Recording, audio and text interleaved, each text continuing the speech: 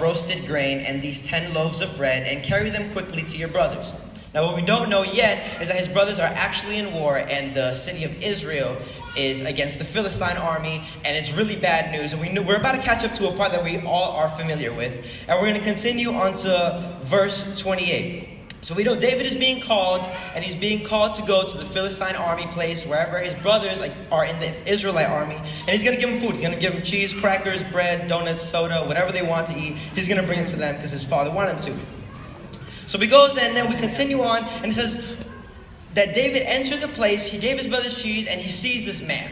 There's this man, and we kind of all understand this guy, and we've heard about him a million times. We hear him in our daily lives sometimes, because we call people by this name. And we hear this man, his name is Goliath. And Goliath is standing before the Israelite army. He's on the Philistine side, by the way. And he's saying, you guys are trash. You guys will never amount to anything. Any of you want to come fight me, and I'm going to destroy you. Now, something about Goliath that we also need to understand before we can continue on this story is that Goliath was what we call a Nephilim.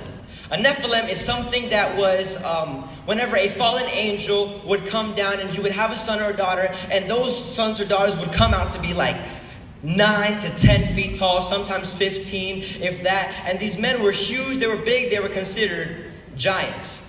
And that's kind of what I want to talk about today for my seniors. So David enters the camp, he meets Goliath, he's like, yo, who is this dude? As he's asking around who this Goliath dude is, yelling at the Israelite army and saying that nobody can destroy me, his brother, the very person that he came to serve, comes up to him, and in verse 20 he says, but then David's oldest brother, Eliab, heard David talking to them, and he was angry. What are you doing around here anyway? Eliab demanded. What about those few sheep you're supposed to be taking care of? I know your pride and your deceit. You just want to be seen in battle. You just want to be seen by everyone. Go back to the place where you came from. Go back to being a little puny shepherd. And a shepherd was like the lowest of the lowest at that time. His brother comes up to him. He's like, yo, you're trash. You're small. We can't be Goliath, so you can't be Goliath. Go back to that shepherd's place where you belong. So David continues on in his journey, and we catch up on the next verse, which is 33, and he goes to the king. David's like, I'm not having this. I need to see what's up with this guy. I need to see who he is. So we're going to continue on in the story. He goes to King Saul. He's like, yo, I got you, bro. Don't be afraid. David is here. Meanwhile, David is like this tall. The average Israelite was about 5'3" at that time. So David, this puny little man, is saying, yo, king, you with the crown and all the money in the world, I got you, bro. I'm about to save the entire army of Israel. And then Saul, he goes, yo, don't be ridiculous. There's no way you can fight this Philistine and possibly win. You're only a boy. And he's been a man of war since his youth. Ever since Goliath was born, he was born to be in battle. He was born to kill. So we see that David, well, it's raining. Amen, we love rain. So we see that David is here. I'm going to step out. We see that David is here. And David is encountering his giant. As David encounters his giant, he says, you know what? I have enough strength. I have enough bravery to go against this giant. So he says, all right, everybody listen, I'm going to go fight him. And we see that everyone kind of just keeps telling him to go back home. We see that everyone just keeps telling David, you're just a shepherd. You're just a shepherd. Go back to the place where you came from. Go back to being a puny little shepherd. You are nothing compared to Goliath. See, David came there, and he just came there for his brothers. But then he saw an opportunity to defeat something that was greater than him. And as David knew he was called to defeat, the enemy kept reminding him that all he could do was just retreat. Because he was just way too small. He was just way too little. But you see, David understood who he was. So as everybody is yelling at David, my alarm just went off. As everybody's yelling at David, he's understanding who he was. So everyone kept telling David, go back. But David didn't go back to his shepherd pen. Now, kind of the comparison I want to make with us is that we are David, to all my seniors, as well as everybody who wants to apply this to their life. We all are David, and many times we listen to those people. Many times our very brothers, our very sisters, our very mothers keep telling us, you can't amount to that yet. You're not old enough yet. I know we hate hearing that. You're not old enough yet. But you're old enough for some things. But for this, you're not old enough. For these giants in your life, you are not old enough yet. So they kept pushing him back. And a lot of us listen. And a lot of us go back. And a lot of us end up in our entire lives in the same position. And we take one foot out and we say, yo, we can do this. But then we quickly hear those voices. And they keep pushing us back. Now, what is the shepherd pen? To my seniors, I want to say that your shepherd's pen was high school. Your shepherd's pen was elementary, your shepherd's pen was middle school, your shepherd's pen was kindergarten. The shepherd's pen is a symbolism of the place you were prepared. See, before David went to kill Goliath, he was a shepherd for many and many years, and we hear this in the previous chapters. You see, David knew what it took, and he knew that inside of him, he had been prepared.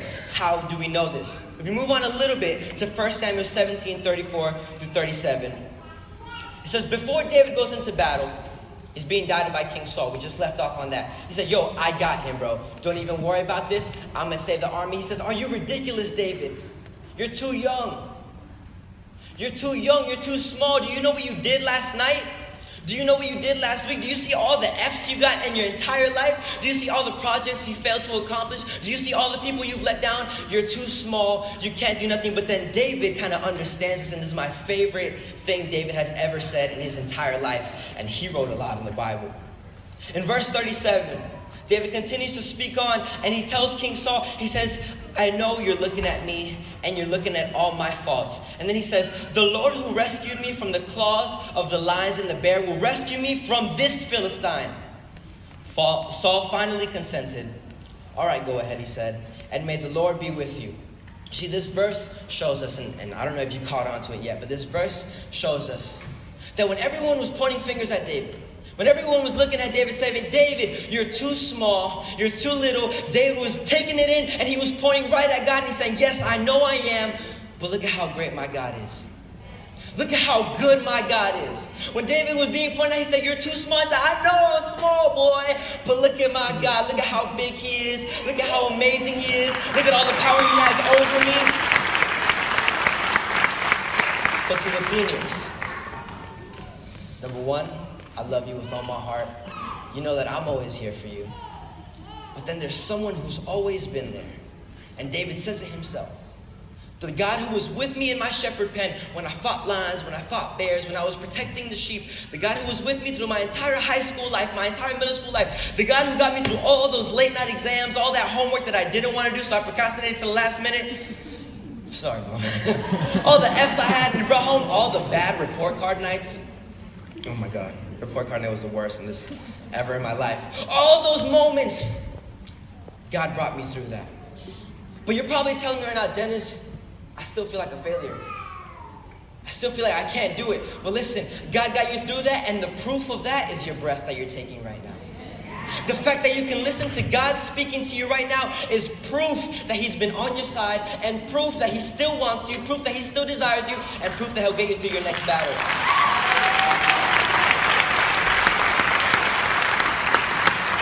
Seniors, I'm going to say we because I'm with you guys. Rep up. We're about to enter a scary world. We're about to enter a world that doesn't care about you.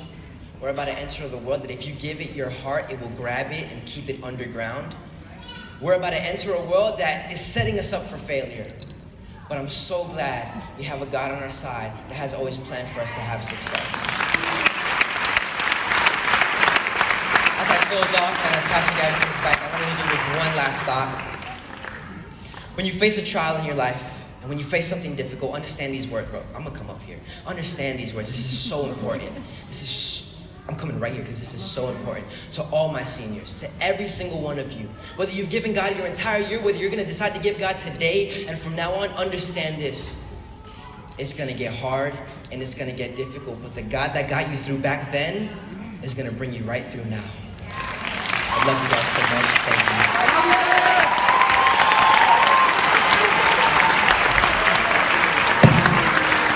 Praise the Lord. So to recap, relationships and family matter. Second, be you. And these are all things that David did in his life. Third, manners matter to God. He respected his parents. And I'll talk about that in a minute. Fourth, your name matters. Fifth, having a backup plan, or what I call a plan B. Perhaps you heard of this or experienced this firsthand.